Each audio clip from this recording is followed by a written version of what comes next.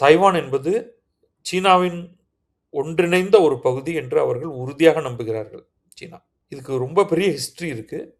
ஒரு காலகட்டத்தில சியாங்காய் ஷேக் அப்படிங்கிறவரும், மா சேதுங் அப்படிங்கிறவங்களும், இவங்க 2 பேருமே வந்து ஒன்றாக இணைந்து ஜப்பானிய காலனியத்தை எதிர்த்து போர் செய்தார்கள்.